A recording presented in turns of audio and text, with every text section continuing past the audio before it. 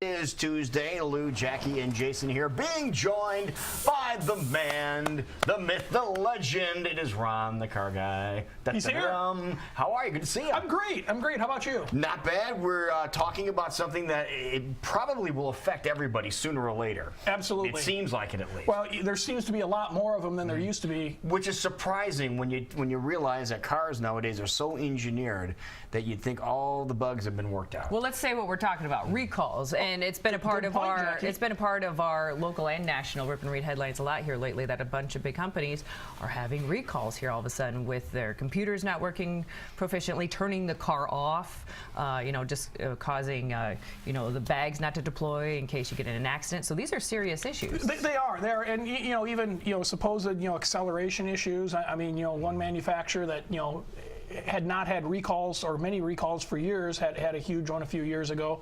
And it is real world, and I think you'd mentioned Lou, that it seems like there's more and more of them out there. I think it's because there's more and more stuff on cars. I mean, you look at all more and more technology. And just the bells and whistles, and we're tying computers together, and you can test it so far. But the other thing, and I believe this to be true. I've got nothing to back it up, so it's probably not true. But I don't think that stuff is as tried and true tested as it used to be before it's released. I mean, we're just trying to get it to market. Well, we're trying to get it to market, or we rely on technology, and we're like, this is engineered and it's electronics, and here's the fail-safe, and it's going to work, and then all of a sudden your car gets blue screen and it does something weird. So, but yeah, recalls do affect a lot of people. And I just want the viewers out there and stuff to understand what a recall is. And a recall is a campaign where the manufacturer of the car requests that the vehicle be brought back in order to correct a deficiency. And that's usually done voluntarily by the manufacturer, but often with the urging of the National Highway and Traffic Safety Association. And recalls in almost every case are safety related. They're not going to recall a vehicle because the window trim comes loose, or they're not going to recall a vehicle because the CD player could quit working. I mean that's not going to create a safety issue. They're going to recall a vehicle because it won't stop. Or it stops all by itself. Well, exactly. Yeah, it stops too much, or it accelerates, or the brake failure, windshield wipers. GM had a recall where there was a wiring issue. The windshield wipers might not work. Well, that's a safety issue. So they're almost always safety issue driven, and they're generally not for what I call pattern failures, which all cars have. You can name a make and model of car, and I'm like, yeah, that goes bad on it all the time. That goes bad on all the time. There's pattern failures, and they're not going to recall a car for a pattern failure. They might issue what they call a bulletin, so those fixing the car kind of know where to go look for a pattern failure, but it's not going to be covered for free. Okay. The other thing to understand about recalls is they must be performed at the manufacturer's, one of their dealers. At the dealership. Absolutely, because that's the only way they have to track it. Okay. So do you have to go back to the place that you purchased the vehicle? No. Okay. So let's say you bought a Chevrolet from Chevrolet dealer. From Jason's car dealership. From Jason Park and Chevrolet, you bought it there. And after you bought it there, you didn't like Jason Park and Chevrolet anymore. And you heard good things about Carl Chevrolet. We'll plug them because they're a sponsor. We're in a studio. And anyway, there's a recall out on your Chevrolet. You could take it to Carl. You could take it to any Chevrolet But you dealer. have to take it to a dealership, a Chevrolet dealership, if it was a Chevrolet problem. Because it's the only way they have to. We would love to do that, but it's the only way they have to track that it was actually done. Sure. Okay. And typically they'll notify you through a postcard or something in the mail, and they'll track it down even if you're third or fourth owner of the vehicle. They look at vehicle registrations and VIN numbers, and I mean I've gotten recall notices for vehicles I don't own anymore. Maybe I traded it in or I sold it a year ago, and it hasn't caught up in their computer system. But they will do their best to find you and let you know, hey, there's a recall on this vehicle. Okay, so they will notify you. It's not one of those things where you have to watch Great Day, and if you hear it on our Oh, yes, it is. Well, yes, it is. Well, I'm just saying, there's ways of finding out. You are right, Lou. It is because the notification can only go so far. What if you didn't do change of address? What if you moved out of? I mean, it could take a long time for it to catch up. So you can watch Great Day and find out, if there's recalls on it.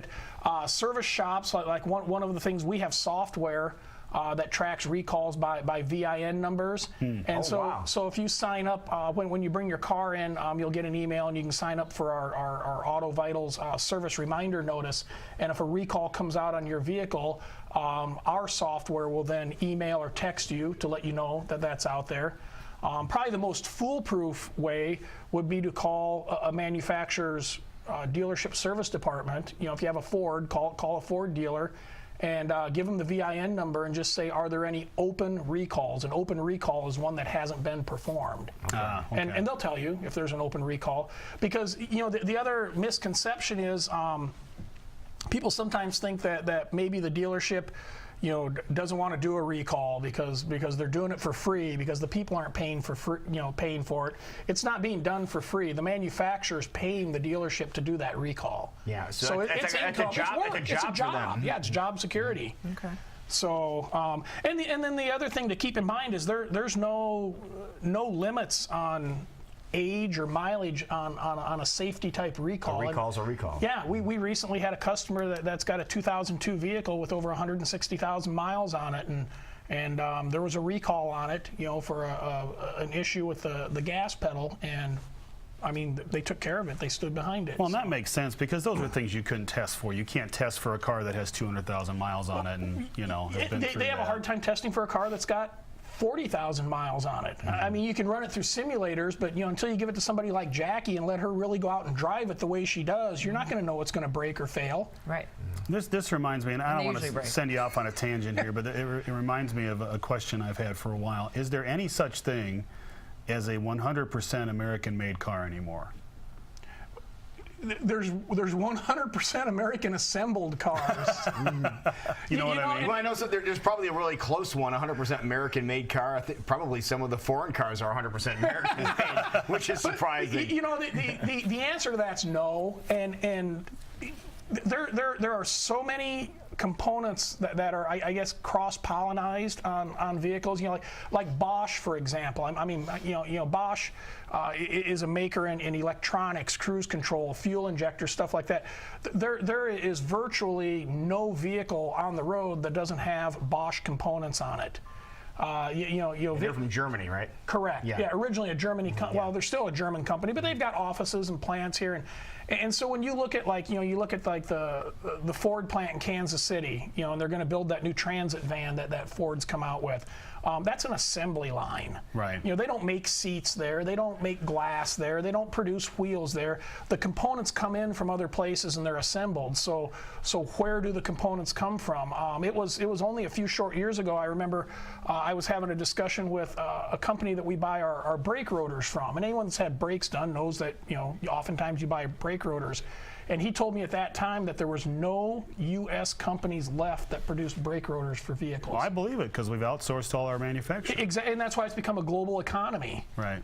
So you know, there's a lot of cars, even the foreign nameplates, you know, the Volkswagens and the Toyotas, and I mean that are assembled by U.S. workers here in the United States on an assembly line, but the parts come from all over for any vehicle. Right.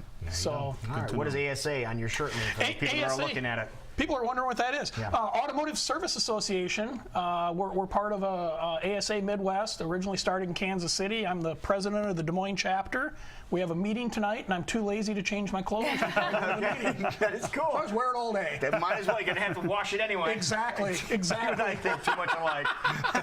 There you go. President Ron the Car Guy. If anyone has any question about a recall, can they still call Westside Auto Pros? Yep, you can call or email me at Westside Auto Pros, or you can go to askronthecarguy.com. That's our blog. Submit it through there. If you want to know if there's a recall or if there should be one, or just contact me. I'm here to help. I'll answer questions. There you go. Perfect. Thank you, Ron the Car Guy. President welcome. Ron the Car Guy. President Ron. Thank you, sir. All right, we'll be right back. This is a great day.